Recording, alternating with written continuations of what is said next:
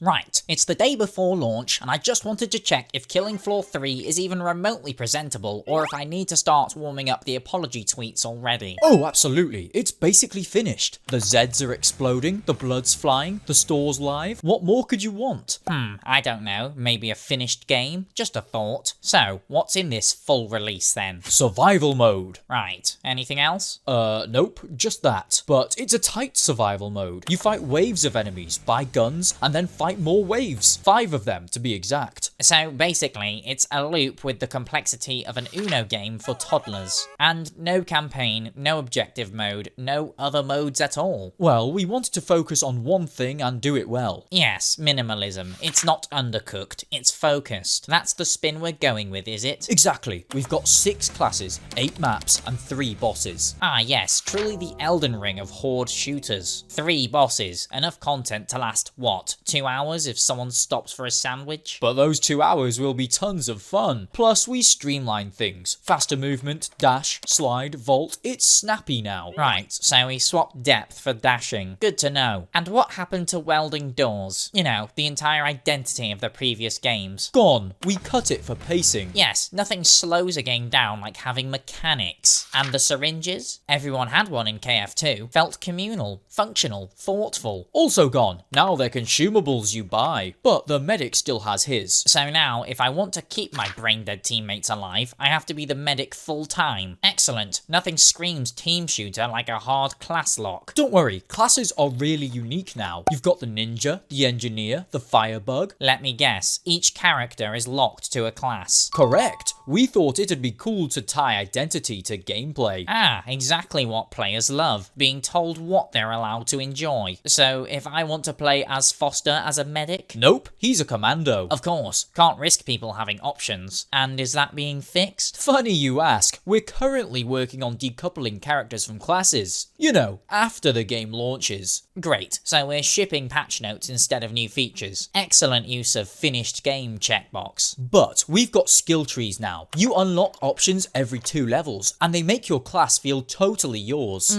Yes, slight tweaks every few levels. Truly a revolution in RPG design. Do they drastically change gameplay? Oh no, not really. What? Mostly small stat boosts, but meaningful small stat boosts. Like being handed a slightly different spoon and calling it a new way to eat soup. And wait till you see the gore system. We've got dynamic dismemberment and persistent blood pools. There's more blood than Mortal Kombat. Excellent, because what this franchise needed was a tech demo for hemoglobin. The game may be hollow, but at least it's wet. Also, the enemy redesigns, gorgeous. Crawlers are disgusting again. Bloat's been hitting the gym, even the Scrake's got cybernetic upgrades. Brilliant, we can't afford content, but at least the Zeds have chrome. And get this, we've added player cards, XP grinds, weekly challenges, and a battle pass. Ah, the modern gaming checklist. Cosmetic store as well? Of course, it's got seasonal rotations and premium currency. $5 gets you 500 points. Naturally, and I'm assuming nothing costs 500 or less, does it? Nope, most bundles are slightly above that. Encourages people to buy more. Ah, my favourite. Psychologically manipulative pricing. Always a crowd pleaser. I'm sure Varak's not screaming into a pillow right now. We call it live service progression. I call it capitalism with a shotgun. But the core gameplay is still the same. Tight shooting, wave-based madness, lots of headshots. Still got that Z-time slow-mo magic. Ah, Z-time. Named after the British slang, yes? Yep. So where's all the British charm gone then? The accents, the stupid banter, the absurd voice lines? Well, we thought we'd go more international with the cast. So we took the one FPS franchise with actual cultural identity and made it sound like every other grey shooter. I suppose the next Zeds will be renamed Bioterror Entities or something equally flavourless. But we still have Foster. Yes, the last Union Jack in a sea of personality voids. He's not a character anymore, he's a lifeboat. But look at the hub area. It's got terminals, upgrade stations, and don't forget, we've got a crafting system now. You can upgrade your starter weapons. Yes, and they end up being better than the high tier stuff, which makes the match progression system feel like walking backwards on an escalator. Very innovative. But you can deck your starting SMG out to be godlike. Yes, why chase loot when you can just pimp your pea shooter and call it a day? This is Killing Floor, Pocket Edition. But hey, the microtransactions aren't pay to win. Right, they're just pay to wear, for the privilege of changing your helmet and nothing else. So, we've got a game with fewer modes, fewer characters, fewer mechanics, and somehow more monetization. Looks finished to me. Of course it does. So we're good to go? Well, the trailer's already live, the store's already up, and the Steam page doesn't have a refund button big enough. So yes, we're good to go. Fingers crossed for the positive reviews. Yes, I'm sure people will totally overlook the gutted mechanics, locked perks, and where's the rest of the game vibes. Just slap a red Z on the cover and pray for Stockholm Syndrome. I like to think of it as Killing Floor for the live service generation. I like to think of it as Killing Floor 2, Hollow Point Edition.